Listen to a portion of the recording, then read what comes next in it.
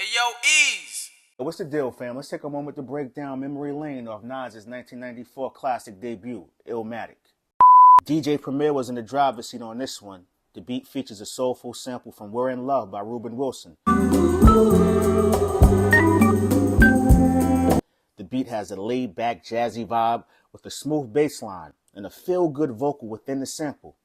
Let's not forget the drums have a nice swing that complement the melody very well. Nas's flow on memory lane is smooth and reflective, and the lyrics are full of observations and life lessons. He talks about the environment that shaped him, and he reflects on the challenges he faced growing up. Here's an example. My pen taps the paper, then my brain's blank.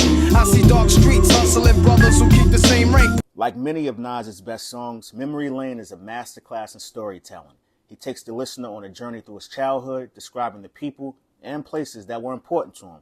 He paints a vivid picture of life in Queensbridge, and he reflects on how those experiences molded him as a person. Nas didn't just stop there. He went on to speak about New York legends whose iconic status were relayed through third-party sources. Some fame scream about Supreme Team of Jamaica Queens thing. Uptown was outpost, son. Heard he was kingpin. The title of Memory Lane speaks for itself. It's nostalgic, and it also highlights the importance of being honest with yourself. Nas reflects on his past with a combination of pride, apprehension, and regret, and he also acknowledges the challenges that come with growing up within tough conditions. But ultimately, he emphasizes the importance of remaining true to oneself no matter what. Word to Christ, a disciple of streets, trifle on beats, I decipher prophecies through a mic to say peace. So there you have it. Make sure you press play on track 6 of Nas's Illmatic, Memory Lane. I hope you enjoyed this analysis and gained a deeper appreciation for Nas's artistry. It's your man Eeze. Go get yours. Yeah. Listen, I gotta say that this moment means something to me because both of y'all changed my life. I'm gonna tell you how. Okay. Well, obviously with Nas. Nas, when I heard him rhyming, it was like, oh, this is the level you gotta rhyme at? Like, you gotta rhyme this good? Like, I mean, he already said name a rapper I ain't influenced. So the way Nas was describing things, I was like, wait, you could use words that good?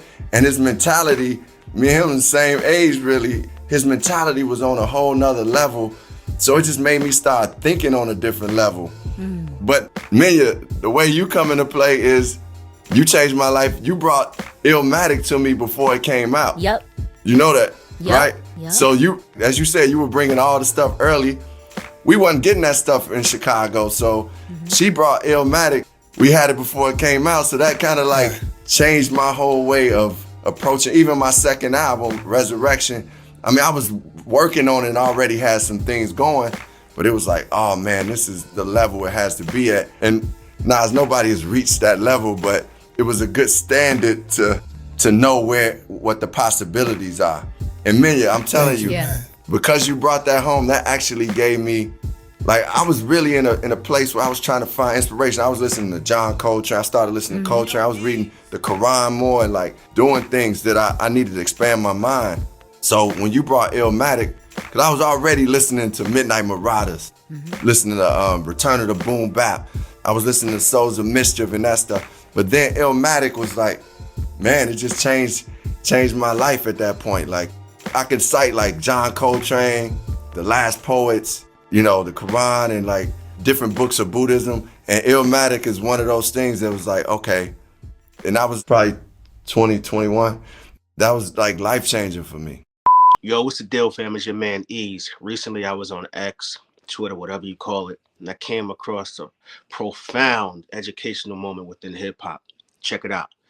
Hey yo, Eeze! Before we go any further, let me know, up until this point, what has been your favorite album of 2025 within hip-hop? Let me know in the comment section. All right, so I'm on Twitter, came across a post. How did I come across it? The legendary Chuck D, who happens to be a great follow on X, Twitter, he had reposted something or commented and it came up in my feed. And the original post states, no rapper was doing beat switching until Drake made it popular. So I'm reading this joint, I'm saying to myself, this individual, whoever put it up there, had to be engaged in farming, right? And I said to myself, maybe not, because everyone isn't into that, right? Maybe he wholeheartedly feels that way. And this is a moment, a teachable moment for all of us, right?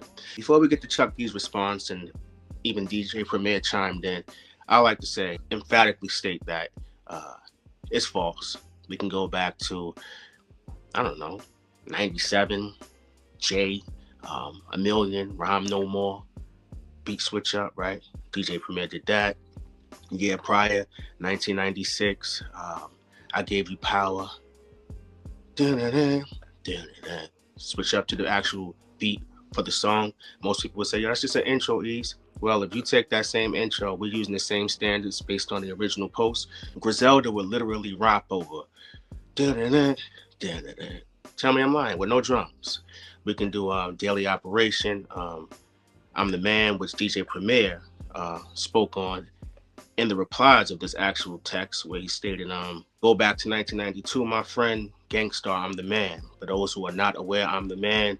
First half of the joint, Guru's rhyming. Second half, I think Lil Dap from Group Home is rapping on that. Some other beat switch ups, Little Brother. And these are just a few. The Listening, 2003, Shorty on the Lookout, Ninth Wonder. So this whole notion that Drake made it popular or was the first to do it, it's false. And Chuck D stated something or wrote something that was very informative as to why people kind of geared away from that line of production. And he stated, production folk got away from recognition beat switching because lawyers lurked harder for sample pieces.